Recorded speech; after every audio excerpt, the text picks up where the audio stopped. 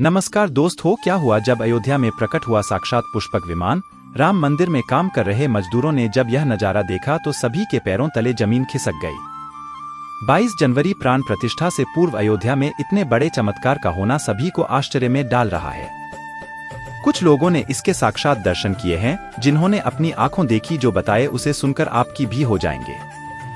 आगे बढ़ने से पहले अगर आप एक सच्चे सनातनी है, प्रभु श्री राम को अपना आराध्य मानते हैं तो इस वीडियो को लाइक करके कमेंट बॉक्स में जय श्री राम जरूर लिखें।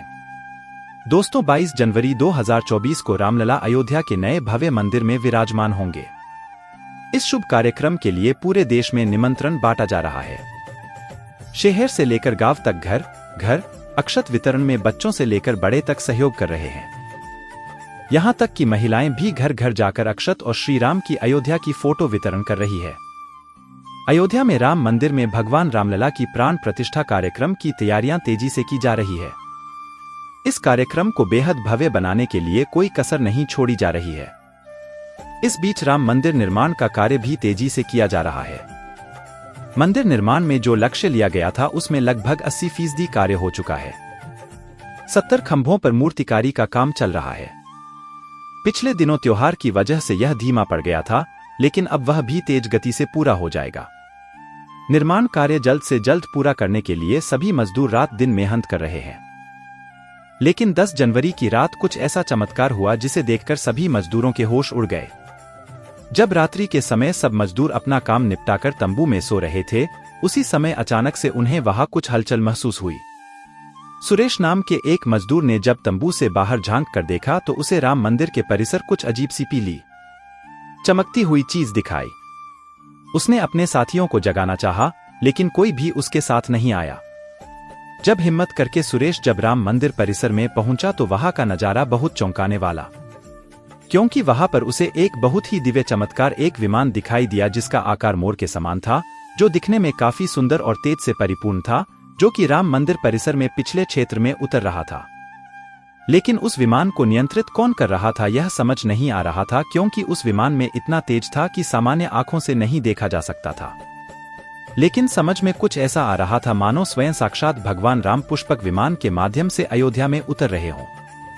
सुरेश ने ये चमत्कार अपनी आंखों से देखा, लेकिन अचानक से ही वह बेहोश हो गया, क्योंकि वह उसके तेज को कुछ सहन नहीं कर पा रहा था। सुरेश जब सुबह उठा तो वह उसी स्थान पर मौजूद था और उसके साथ ही मंदिर निर्माण कार्य पूरा करने के लिए जा रहे थे। उसने सभी को रोककर रात्रि की सच्चाई बताई, लेकिन सभी उसकी हंसी उड़ा रहे थे।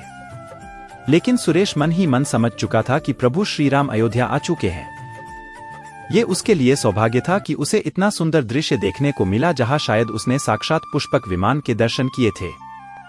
यानी कि प्राण प्रतिष्ठा से पहले अयोध्या प्रकट हुआ साक्षात पुष्पक विमान। दोस्तों, देश के अलग अलग हिस्सों में कई बार अजीब सी आकृति के विमान देखे गए हैं, जिनका संबंध कई बार तो एलियन के साथ जोड़कर भी देखा जाता है। यानी कि अयोध्या में उस रात्रि को मोर की आकृति का विमान देखना वास्तव में प्रभु श्री राम का ही कोई संदेश हो सकता है। लेकिन क्या यह विमान सचमुच में पुष्पक विमान है? इसकी आखिर क्या गारंटी है?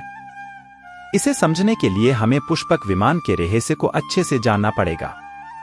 आगे हमारे YouTube चैनल माइंडेड मैन पर आपको पुष्पक विमान का रहस्य बताएंगे, जिसे समझकर आपको यकीन होगा कि अयोध्या में पुष्पक विमान का प्रकट होना कलयुग का सबसे बड़ा चमत्कार है।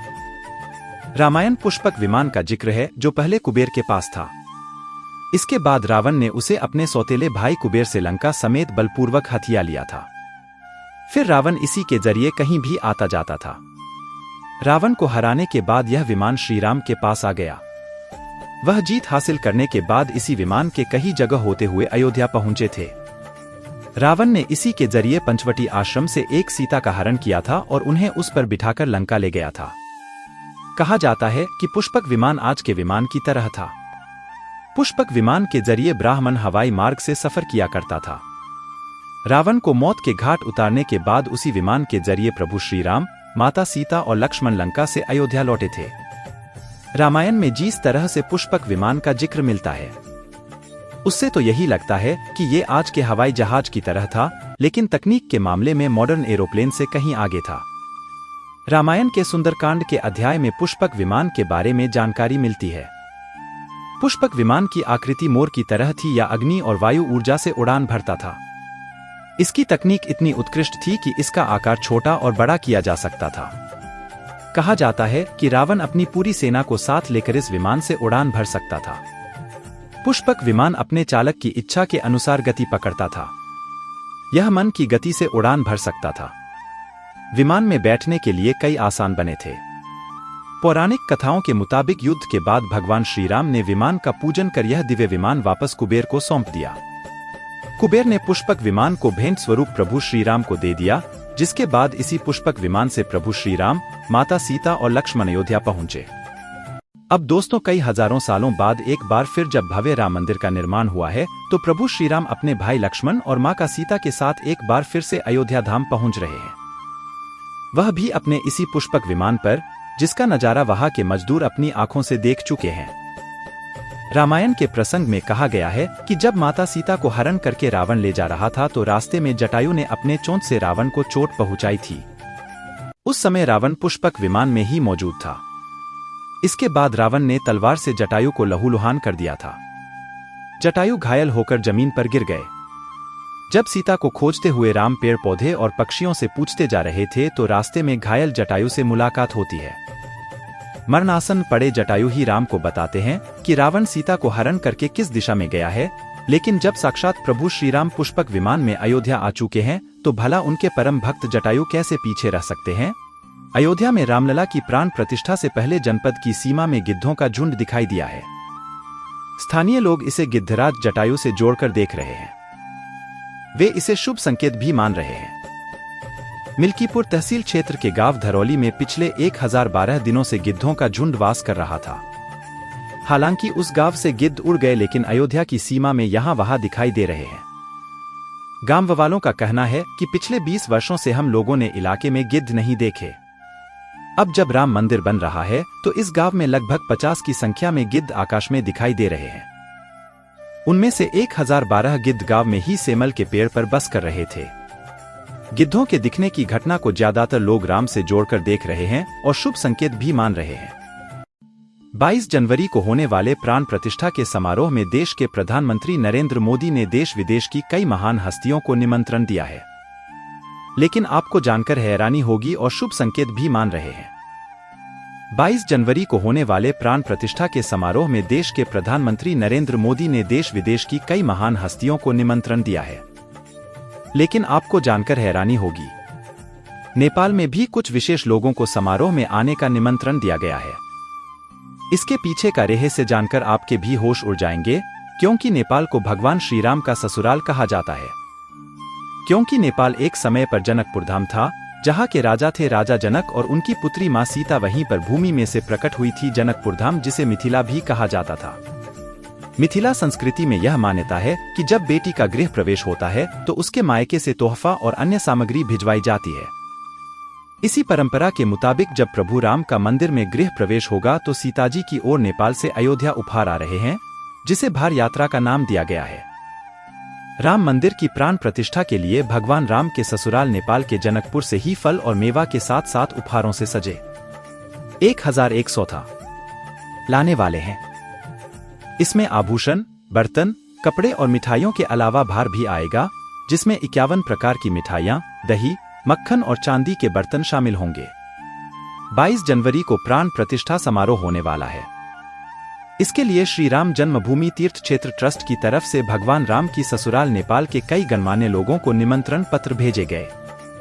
दोस्तों, आज हम राम मंदिर को बनते हुए देख रहे हैं, ये हमारा सौभाग्य है।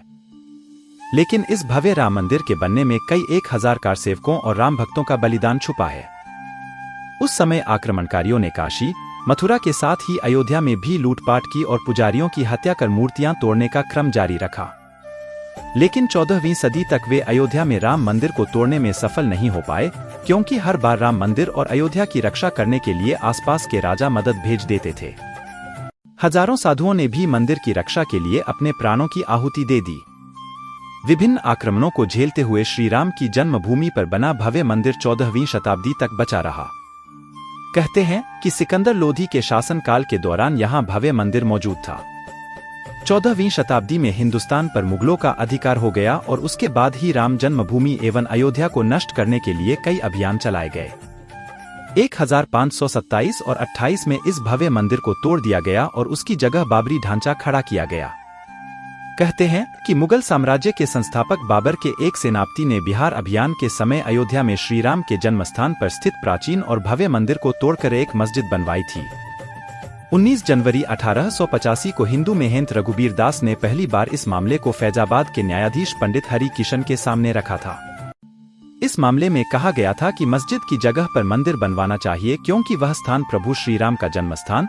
वर्ष 1947 में भारत सरकार ने मुसलमानों को विवादित स्थल से दूर रहने के आदेश दिए और मस्जिद के मुख्य द्वार पर ताला लगा दिया गया क्योंकि वह स्थान प्रभु श्री राम का जन्मस्थान। वर्ष 1947 में भारत सरकार ने मुसलमानों को विवादित स्थल से दूर रहने के आदेश दिए और मस्जिद के मुख्य द्वार पर ताला लगा दिया गया, जबकि हिंदू श्रद्धालुओं को एक अलग जगह से प्रवेश दिया जाता रहा। लेकिन सन 1917 में एक ऐसा चमत्कार हुआ जिसे देखकर मुसलमानों की भी आंखें खुल गई। ये रामलला का बहुत बड़ा चमत्कार था कि मस्जिद के अंदर से अचानक ही रामलला की मूर्ति प्रकट हो गई। कुछ कट्टरपंथियों का कहना था कि कुछ हिंदू दलों ने रात्रि के समय चुपके से यहाँ पर मूर्तियां रखी है। 1940 में भगवान राम की मूर्तियां मस्जिद में पाई गई।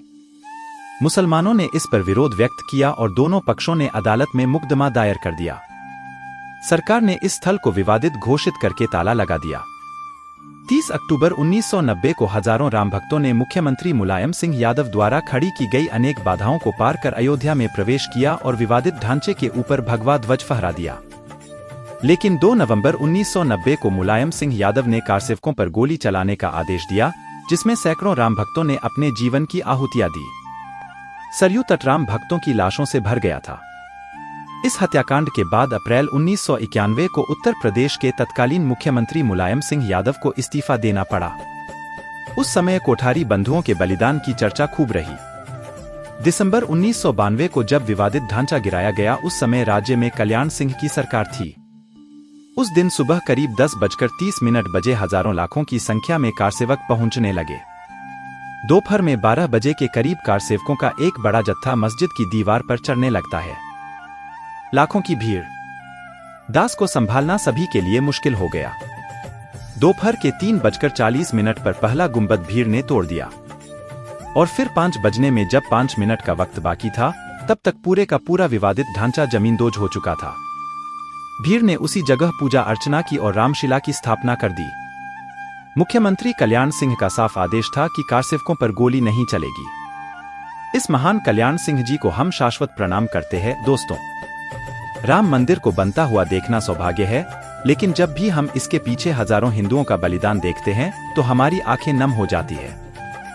इस पूरी वीडियो को देखने के बाद आक्रमणकारियों के लिए आपकी क्या विचार है, इसे कमेंट बॉक्स में जरूर बताएगा। हमारे महान शहीदों के लिए आपकी श्रद्धांजलि नीचे कमेंट बॉक्स में जरूर दीजिएगा। कोई भी बात अच्छी लगी हो तो लाइक जरूर करें और हमेशा ऐसे सत्य चमत्कारी घटनाएं देखने